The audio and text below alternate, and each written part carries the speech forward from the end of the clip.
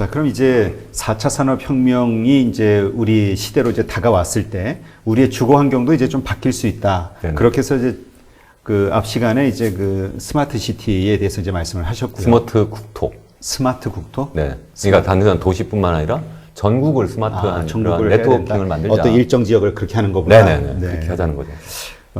그러면 그런 그 주거 공간 계획 이게 왜냐하면 한국의 인구는 점점 줄어들고 노령화되고 그다음에 1인 가족이 자꾸 늘어나고 있잖아요. 이런 네. 것과 맞추어서 어떻게 이게 주거 공간이 좀 변화가 될 거로 보시나요? 코로나 이후. 저는 일단 사람들이 도시에서 모여 살던 그러한 그 어떤 장점을 많이 잃어버리고 반대로 도시에 모여 사는 데에 대한 어떤 그 비용과 그 위험성을 깨닫게 된 거라고 저는 생각을 해요. 사실 그 대도시에 이렇게 모여 사는 거는 2차 산업혁명, 3차 산업혁명 시대에는 정말 딱 맞는 그러한 시스템이죠. 뭐 그전에도 1차 산업혁명도 사실 마찬가지입니다. 사실 이렇게 도시에 모여 사는 거는 사실은 그 전보다는 사실 이런 산업혁명을 몇 차례 거치면서 사실은 도시 집중도가 굉장히 심해졌잖아요. 이런 상황이 된 이유는 일단 모여야지만 거기에서 모여서 일하기가 쉬운 거죠. 그래서 또 같이 공부도 하고요. 또 우리나라 같은 경우에는 특히 이제 시골에서 막 왔는데 당장 할 수 있는 그러한 주택을 이제 제공을 해야 되잖아요. 그럼 제일 쉽게 할 수 있는 게 뭐예요? 결국은 그냥 대량 생산이죠. 그 대량 생산이 그 아파트 그냥 성냥갑 같이 생긴 거 그걸 갖다가 막 층층이 만들어가지고 그걸 이제 제공하는 그런 형태인데 그렇게 하다 보니까 이번에 코로나 사태를 맞으면서 이 집에서 재택근무를 하다 보니까 예전에는 사실은 거의 밖에서 생활하는 게 많았고요. 집에서 생활하는 거는 그냥 8시간, 9시간 이 정도였죠.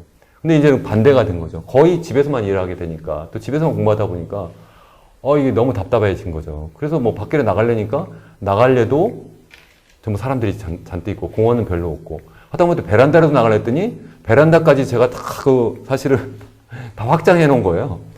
그럼 좀 어떻게 그냥 집에서라도 어떻게 좀 기지개라도 펴고 좀 맨손 체조라도 하려고 했더니 그 위웃과 위층 사람과 아래웃, 저는 위웃, 아래웃 이렇게 얘기하는데요.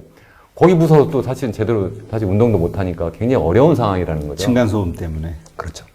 그래서 결국은 사람들이 이제 밖으로 나가려고 하는 그러한 어떤 동기가 많이 생겼다 이렇게 생각을 하고요.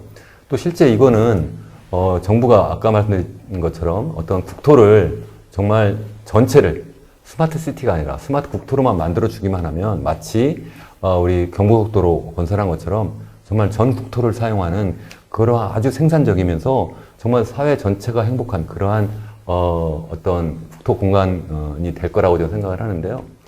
제가 한 2년 전에 그 방송한 BBC 방송 얘기를 하나 드리면 재밌는 그러한 사실 방송이었어요. 뭐냐면 실리콘밸리가 아니라 실리콘발리에서 산다 뭐 이런 제목이에요. 이게 무슨 얘기냐면 실리콘밸리와 같은 이러한 거기에 소재한 기업들 또 그러한 첨단 IT 기업에서 일하거나 그런 비즈니스 하는 그런 젊은이들이 정작 살기는 인도네시아 발리에서 사는 거예요. 그래서 거기에서 왜 사느냐? 거기가 생활 여건이 좋은 거예요. 그래서 요즘에는 어쨌든 뭐 거기 5G까지는 아직 안 깔려 있겠지만 그래도 거기서 충분히 일할 수 있는 거라는 거죠. 그래서 실리콘 발리가 사실은 새롭게 뜨고 있다 뭐 이런 얘기를 하더라고요. 그래서 우리나라도 앞으로는 제가 볼 때는 도시에서만 이렇게 모여서 일하고 살고 공부하는 게 아니라 국토 넓게 쓰면 더 좋겠다. 그래서 저는 이렇게 생각합니다. 저도 자신이 사실은 이미 우리 서울 살다가 한 5년 전에 사실은 교외로 나가서 이제 집 짓고 살고 있어요. 아주 행복하게 살고 있는데 그렇게 해보니까 생산성도 정말 더 높아져요. 제가 공부하는 데도 훨씬 더 도움이 많이 되고요. 뭐 실제 가르치는 것보다 연구하는 것도 그렇고 또 뿐만 아니라 더 행복하고요. 그러한 상황을 사실은 정부가 좀 도와줬으면 좋겠다. 나가고 싶은데 나갈 수가 없는 거예요. 그래서 그쪽에 가서 실제 뭐 그런 어떤 디지털 네트워크가 안 돼서도 문제고요. 또 한 가지 문제는 학교가 그쪽에 제대로 안 돼서도 또 문제고 또 세 번째는 뭐냐면 부동산 정책인데 부동산 정책이 어떻게 되냐면 1가구 1주택 이렇게 해버려가지고 1가구 1주택 하면 저 같아도 당연히 서울 그것도 강남에 있는 주택 하나 남기고 나머지 다 팔죠. 그게 아니라 적어도 수도권 제외한 지방 적어도 좀 더 양보해서 광역시 빼고 그냥 중소도시와 시군 지역의 그런 어떤 세컨하우스는 그거는 규제가 아니라 장려를 해서 그걸 사실은 사서 거기 가서 적어도 2, 3일은 근무하고 또 거기 살고 돌아오고 이렇게, 아니면 거기서 계속 거주해도 되겠죠. 특히 이제 은퇴하신 분들은 거기서 거주할 수도 있다고 저는 생각을 하고요. 그렇게 하면 좋은 게 수도권 과밀도 해소하고 수도권의 그 부동산 폭등도 사실 잡을 수 있고, 또 뿐만 아니라 그렇게 함으로 해서 사실은 지방 중소도시 시군 지역에 사실 빈집 노인들밖에 없어요, 사실은. 그런데 사실은 그 어떤 노인들끼리 사는 그 어떤 빈집 문제도 해결할 수 있는, 정말 전 국토를 정말 아주 그 균형적으로, 그러면서 또 효율적으로 쓸 수 있는, 그러면서 모든 사람이 행복한 그러한 국토 공간을 만들 수 있지 않을까, 저는 그런 생각을 정말 합니다. 네. 그러면 이제 지금 현재 어려운 이 경제 상황을 극복하기 위해서 정부에서 야심차게 한국판 뉴딜 정책을 만들어서 이번에 발표를 했잖아요. 네네. 그거에 대해서 일단 좀 평가를 해 주신다면, 그거에 의한 계획으로는 한국이 어떤 산업이 발전이 될 것이고, 네. 그것에 지금 정부가 계획하고 있는 그 정도의 어떤 계획이나 규모로는 그게 달성이 가능한지. 지금 아직 뭐 7월 중에 발표한다고 해서 구체적인 건 모르겠고요. 지난달 초에 그냥, 개괄적인 그런 틀만 이렇게 발표를 했는데, 일단 크게 보면 두 가지잖아요. 디지털 뉴딜하고 이제 그린 뉴딜 두 가지가 있는데, 각각에 대해서 간단히 말씀을 드리면, 디지털 뉴딜은 뭐 지금 뭐 인프라 까는 거, 또 여러 가지 또 4차 산업, 새로운 그 산업을 좀 육성하는 거, 또 그리고 이제 재생 가능 에너지, 뭐 이런 거 이제 산업을 육성하는 거, 뭐 이런 걸로 되어 있는데, 저는 무엇보다 아까 말씀드린 것처럼 새로운 5세대 그러한 어떤 디지털 네트워크를 도시 중심으로 하지 말고 제발 전 국토를 대상으로 했으면 좋겠다는 게 첫 번째고요. 두 번째는 우리 아까 시장이 적다고 하셨잖아요. 저는 그렇게 생각 안 합니다. 그래서 우리 정말 큰 시장이 중국에 있잖아요. 중국과의 그런 어떤 5G 디지털 네트워크를 해서 비즈니스 플랫폼을 최소한 중국하고 같이 하는 거예요. 그런 걸 만들어서 하면 중국의 그 막대한 그러한 그 시장 수요를 우리가 잘 활용할 수 있지 않을까. 그 정도 한 두 가지 정도. 그러니까 하나는 국내에서의 네트워크는 전국토를. 그리고 국제적인 어떤 글로벌한 네트워크도 우리가 꼭 생각을 해야 된다. 뭐 전 세계를 대상으로 다 해도 되지만 특히 이제 중국 시장을 잊으면 안 되겠다. 뭐 이런 거고요. 그린 뉴딜에 대해서는 사실 제가 예전에 UN 에스카베 근무할 때 사실 그린 그로스를 제가 그때 2005년인데요. 그때 이제 우리 아태 지역 환경장관회의를 개최하면서 그때의 그 씀이 주제가 사실 그린 그로스, 녹색 성장이었어요. 제가 거기 선임 환경관으로 일하면서 제가 사실 백그라운드 페이퍼를 제가 만드는 그러한 역할을 제가 사실은 주로 했었는데요. 기본적인 개념은 사실은 우리 지속 가능 발전이 사실은 우리가 추구하는 장기적인 어떤 비전이잖아요. 그러니까 더불어 행복한. 어떻게 더불어 행복하냐. 그러니까 일단 경제 성장을 하면서 소득도 높이는데 이거를 기왕이면 다른 사람들하고 더불어 같이 하면 좋겠다는 거. 또 하나는 더불어. 그게 뭐냐면 자연, 생태 환경하고 또 더불어. 이게 세 가지 꼭지가 있어요. 그래서 잘 아시는 것처럼 유엔에서 지금 SDG라고 해가지고 지속 가능 발전 목표 17개 목표가 있는데 그거를 갖다 뭐 지금 추진하고 있는데 그 목표 다 외우지도 못해요. 사람들이 너무 많아서. 기본적인 꼭지는 세 꼭지인데 그것을 이제 사실은 동시에 달성시키는 거는 사실은 우리 그 경제학적으로 보면 불가능해요. 저는 그걸 이름을 뭐라고 붙이냐면 트라일레마 of sustainable development. 다시 말해서 지속 가능 발전의 트라일레마다. 그러니까 세 가지 목표. 경제 성장도 빠르게 하고 사회적 형평성도 높이고 환경의 지속 가능성도 높일 수 있는 그러한 정책 수단은 없는 거예요. 그거는 없어요. 정말 수학적으로 증명도 가능한 사실이에요. 그러니까 어떻게 했느냐면 그동안 한 개씩 따로따로 이제 한 거예요. 경제 성장이 중요하다는 경제 성장만 하고요.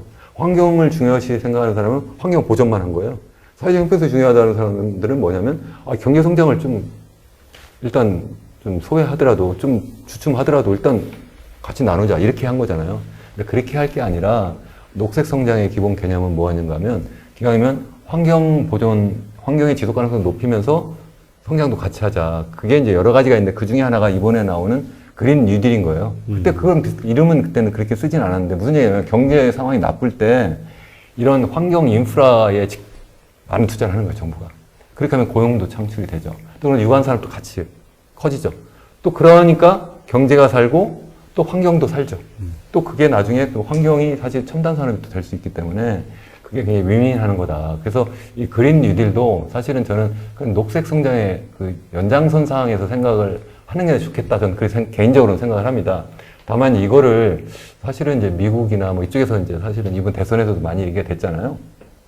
거기서는 사실은 또 새 꼭지를 다 하고 싶어요. 사실은 얘기하는 거 보면 기왕 하는데 기왕이면 사람 고용할 때 그럼 뭐 저임금 그런 소위 한계 노동자들을 주로 고용하면 그런 사회적 형평성도 높이지. 그렇게 하면 다시 또 말씀드리면 세 가지 다 아는 것 같지만 경제 성장이 그만큼 또 느려지고 정말 느려지고 환경도 그냥 두 개만 올인할 때보다는 아무래도 좀 지속 가능성이 떨어질 거다. 저는 그렇게 보는 거죠. 네. 그러니까 이게 그 선택의 문제인데 사실 뭐 정치인들 입장에서는 표 얻으려면 좋은 얘기는 다 해야 되니까 그렇죠. 이건 뭐 어쩔 수 세 가지 없는 다 한다 뭐 거예요. 이렇게 얘기를 네. 하겠죠. 근데 이제 그 그린 뉴딜과 관련해서는 이제 사실 이게 극단적으로 얘기하면 화석 연료의 종말이라는 표현을 쓰기도 하잖아요. 네네. 그 얘기는 결국 이 화석 연료와 관련된 산업들은 이것이 커질수록 우리가 집중할수록 퇴보할 수밖에 없다는 얘기가 되는 거고요. 그렇게 되면은 투자자 입장에서도 피해야 되는 그 산업군이 화석 관련된 기업들이겠네요. 당연히 뭐 저는 그렇다고 보는데요. 그렇다고 해서 뭐 당장 뭐 우리 화력발전소를 다 사실은 닫을 수는 없겠죠. 근데 어쨌든 뭐 줄여나가는 건 틀림없는 사실이 어떤 그 방향이고 그래서 재생가능 에너지 뭐 이런 쪽으로 이제 많이 나가야 되는데 문제는 그 속도죠. 항상 그 속도를 과연 어떻게 할 거냐. 더구나 이제 원자력 발전도 과연 앞으로 글쎄 뭐 위험하다고 하니까 뭐 좀 줄여나간다고 하는데 정말 이렇게 빠른 속도로 하는 게 맞느냐. 이거에 대해서는 사실 좀 더 사회적 논의가 좀 있으면 좋겠다. 제가 그 유엔 에스카베 있을 때도요. 그 원자력 발전에 대해서 사실은 그 찬반 양론이 다 있어요. 환경하고 그렇죠. 이런 사람들도. 그래서 사실은 이미 결론이 나지 않은 상황인데 우리가 먼저 결론을 내는 건 좀 바람직하지 않다 이렇게 저는 생각을 사실은 합니다. 다만 이제 그러면 어떻게 그럼 화력 발전을 그럼 좀 줄여 나갈 거냐? 사실 화력 발전이 우리 잘 아시는 것처럼 우리 지구 온난화를 유발하는 그런 물질 중에 가장 중요한 요인이 사실 이산화탄소예요. 이산화탄소 가장 많이 사실 배출하고 뿐만 아니라 우리 봄철에 올해는 뭐 잘 넘어갔습니다만 그 온갖 그 미세먼지의 사실 유발 요인이 사실 이런 다 화석 연료를 떼는 화력 발전이기 때문에 장기적으로 없애는 것이 맞다. 근데 어떻게 할지는 좀 더 논의를 해야 되는데 일부에서는 사실은 그래서 이거를 하나로 돼 있잖아요. 현재 우리 한국전력공사인가요? 그걸 갖다가 좀 몇 개로 나누어서 이렇게 좀 경쟁 체제로 가면 좀 더 낫지 않을까 뭐 이런 얘기도 하는데 그거는 뭐 제가 여기서 논의할 문제는 아니라고 생각합니다. 또 뭐 반대되는 얘기도 있죠. 그렇게 되면 가격이 올라가니까 우리가 서민들 입장에서 되게 필요할 수 있다. 네. 예. 근데 어쨌건 뭔가 그 사회적 합의 같은 거는 필요할 것 같아요. 네. 지금 말씀하신 원자력이 됐든 에너지, 재생에너지에 네. 정말 우리 사람들이 충분히 쓸 만큼의 그 어떤 생산성을 보여줄 것이냐에 대해서는 약간의 네. 퀘션 마크가 있으니까. 네, 그 말씀 정말 잘해주셨는데요. 아까 그래서 이제 두 가지 이제 딜이 있다고 했잖아요. 뭐 뉴딜이 뭔지 다 알기 때문에 뭐 옛날 루즈벨트 대통령까지 다 얘기할 필요는 없는 것 같고 우리나라는 어떤 한국판 뉴딜을 해보겠다. 뉴딜을 한번 해보겠다 해서 내놓은 게 사실은 디지털 뉴딜과 그린 뉴딜인데 사실 그냥 놓고 보면 디지털 뉴딜은 뭐 전 정부의 창조 경제하고 약간 비슷하고요. 그리고 또 이제 그린 뉴딜은 또 전 정부의 무슨 뭐 녹색 성장하고 상당히 비슷한데 똑같지는 않죠, 물론. 새롭게 컨셉을 만들어서 더 발전적으로 한다, 저는 이렇게 생각을 하는데 지금 아주 잘 말씀하신 것처럼 사회적 갈등이 많이 있고 구조조정을 해야 돼요. 그래서 저는 여기 꼭 하나의 딜이 더 들어가야 된다. 그게 뭐냐면 소셜 뉴딜이라고 생각을 해요. 사회적 뉴딜이 하나 더 들어가서 삼계축 뉴딜을 하면 좋겠다. 그게 정말 우리나라가 K 뉴딜, 전 그렇게 이름을 붙이고 싶어요. 코리안 뉴딜, 새로운 뉴딜을 전 세계에 한번 제시하는 거죠. 그래서 디지털 뉴딜, 우리 나갈 방향이죠. 또 그린 뉴딜, 나갈 방향이죠. 이걸 하기 위해서는 우리가 소셜 뉴딜까지 같이 한다. 그걸 한번 성공적인 그러한 시범 어떤 케이스를 한번 보였으면 좋겠다. 그런 생각을 합니다. 네. 그러면 이제 마지막으로 코로나 이후 새로운 세계가 이전과는 다른 이제 새로운 세계가 열려질 것이다. 많은 분들이 얘기하시는데 교수님도 뭐 네네. 책에서는 동의를 하시고요. 네네. 어떤 세계가 열려질 것인지 그 세계에 대해서 좀 말씀해 주신다면 어떤 게 있을까요? 일단 뭐 새로운 세계로 갈 거는 뭐 틀림이 없는 거고요. 근데 그 중에 일부는 우리가 바꿀 수 없는 세계고 일부는 그래도 거기서 어떻게든 우리가 만들어 보려고 하는 건데 저는 아까도 말씀드린 것처럼 굉장히 어려운 사실은 새로운 세계고 거기서 살아남기 위해서는 정말 우리가 선택을 정말 잘해야 된다. 하는 말씀이고, 그 선택을 잘하기 위해서는 어떤 사회적 합의가 정말 그 어느 때보다도 필요하다는 거고요. 왜냐하면 이미 우리는 잘 아시는 헬조선이라고도 하고 사회적 양극화가 굉장히 심하고요. 또 거기다가 이제 고령화로 해서 다들 당뇨병 걸려서 허덕거리고 있는데 어떻게 살아남을 거냐 이거죠. 결국은 디지털 뉴딜 해가지고 4차 산업혁명을 정말 선도해가지고 그걸로 경제 성장을 좀 더 가속화하는 거고요. 또 그러면서 또 한편에서는 사실은 아까 제가 얘기를 다 못했습니다만 포용 성장, 저는 크게 두 가지 축이 있어야 된다고 생각을 해요. 우리가 정말 살기 좋은 나라를 만들기 위해서는 결국은 경제 성장도 잘해야 되고 사회적 형평성도 높여야 되고 환경의 지속 가능성도 높여야 되는데, 그렇게 하기 위해서는 세 개를 동시에 못하니까 한쪽에서는 그린 뉴딜과 같은 녹색 성장이라는 축을 하나 갖고 있고요. 또 하나는 그 경제 성장과 사회적 형평성을 윈윈하는 그러한 포용 성장을 또 사실 해야 된다고 생각을 합니다. 현 정부에서도 그런 것을 사실은 주창하고 있는데, 제가 생각할 때는 좀 더 사실은 그 원래 취지에 맞게 교육 기회의 어떤 형평성, 취업 기회의 형평성, 이런 것을 정말 높이는 그러한 포용 성장으로 좀 가면 좋겠다. 그렇게 하면 저는 이게 전 세계에서 사실 이런 얘기 하는 사람이 없어요. 제가 거의 유일무이하게 얘기합니다. 왜냐면 제가 유엔 에스카베 있을 때부터 지속가능 발전 계속 얘기를 하는데, 그때 지속가능 발전 할 때 보니 그때는 녹색 성장만 얘기를 했어요. 이게 이제 한 개 축이죠. 제가 그 에이펙 근무할 때가 2009년, 2010년이었는데, 그때 이제 포용 성장 개념이 막 나왔어요. 그게 그때 그 유엔에서 만든 건 아니고, 에이펙에서 만든 게 아니라 인도에서 사실 시작을 했어요. 그때 막 2년 전에.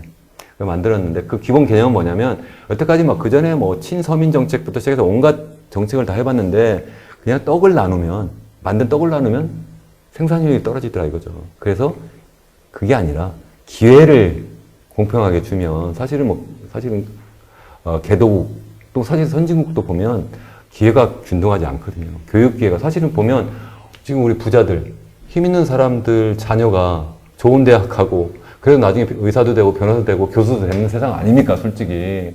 그것을 깨야 된다는 거죠. 저는 그것도 깨고 또 취업도 마찬가지예요. 그걸 깨서 사실 두 개의 축을 우리가 잘 하면 정말 우리나라가 정말 살기 좋은 나라를 전 세계에 보일 수 있고, 그게 바로 저는 어떤 그 코로나 팬데믹을 코리아 팬데믹으로 만드는 그러한 우리의 어떤 자랑스러운 모습이 되지 않을까, 저는 그런 생각을 정말 해봅니다. 네. 그러니까 어쨌든 코로나 이후의 세계는 지금보다는 더 어려워진다라는 거를 전제로 우리가 각오를 해야겠네요. 저는 그렇게 생각합니다. 네. 그래서 거기에 맞게끔 우리가 좀 더 타이트하게 뭔가 더 대비하고 네. 더 준비하고 각오를 다지고 네네. 이런 것들이 결국은 계속 지속 생존할 수 있는 하나의 방법이 아닌가 지금 말씀해 주신 것 같고요. 네, 이렇게 해서 오늘 코로나 이후의 새로운 세계 책의 저자이신 이현훈 교수님을 모시고 여러 가지 분야에 대해서 이야기를 나눴습니다. 오늘 이렇게 나와 주셔서 고맙습니다. 네, 감사합니다.